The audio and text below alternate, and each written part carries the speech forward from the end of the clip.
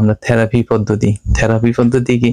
Therapy পদ্ধতি হচ্ছে তোমাদের বুঝার এই জাবেদাগুলো বুঝার জন্য খুব সহজ একটা টেকনিক শিখিয়ে দেবো আজকে। তোমরা কিভাবে কয়ের জাবেদাগুলো মনে রাখবে এবং বুঝতে পারবে, সহজে বলতে পারবে স্যার দেখে। আজকে এটার জন্য আমি খুব সহজ একটা টপিক শিখিয়ে দেবো তোমাদেরকে। দেখো, যখন নগদে, বাকিতে, সাইকে ও বিলের মাধ্যমে পণ্য ক্রয় করা হলে, নগদে, বাকিতে, সাইকে ও বিলের মাধ্যমে পণ্য ক্রয় করা হলো, দেখো কয় আমার জন্য সবসময় ডেবিট। তুমি যদি কি শুধু শূন্য কয় আছে, দেখো কয় সবসময় আমার জন্য কি ডেবিট, যা বলবে বলো, কয় আমার জন্য সবসময় কি হবে, ডেবিট হবে। এখন অনেকে বলতে পারে কি স্যার কয় কি ক্রেডিট হয় না? হয়, তবে কিনার ক্ষেত্রে না। আমরা যে এই 8টি লেনদেন দিয়েছি এগুলো সবকিছু হচ্ছে কিনার ক্ষেত্রে অথবা পণ্য ক্রয়ের ক্ষেত্রে।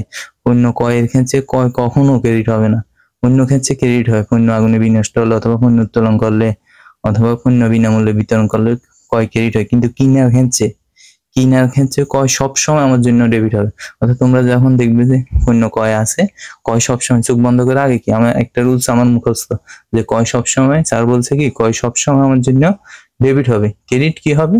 এই কয়ের বিনিময় বা বিপরীতে, কয়ের বিনিময় বা বিপরীতে আমার থেকে কি গেছে, যা গেছে অথবা যা দিয়ে আমি পণ্য ক্রয় করবো তা আমার জন্য ক্রেডিট হবে। ঠিক আছে? অর্থাৎ কয় আমার জন্য কি সবসময় ডেবিট। কয় আমার জন্য সবসময়, যা বলি বলো, নগদে কয়, বাকিতে কয়, সাইকে কয়, বিলের মাধ্যমে কয়, ধারে কয়, কার্ডের মাধ্যমে কয়, যা বলবো বলো, কয় হিসেব কি একটা আমার জন্য মুখস্থ আছে যে ডেবিটটা, কয় আমার জন্য সবসময় কি হবে, ডেবিটই হবে। কয় হিসাব ডেবিট। যখন নগদে আমি ক্রয় করবো তখন নগদান হিসাব ক্রেডিট।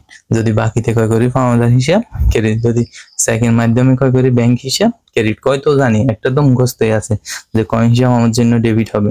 তাহলে যখন বিলের সাহায্যে ক্রয় করবো অদয় বিল হিসাব ক্রেডিট। তোমরা কি বুঝতে পেরেছ? খুব সহজ না? একটু বুঝার বিষয় আছে। আর তোমরা অবশ্যই এই 8টি জাবেদা অবশ্যই খাতার মধ্যে নোট করবে, কারণ আমরা যে আমাদের চ্যানেলের মধ্যে 100টিরও অধিক জাবেদা দেওয়ার চেষ্টা করবো এবং সবগুলা জাবেদা এইভাবে বুঝিয়ে দেওয়ার চেষ্টা করবো। ঠিক আছে?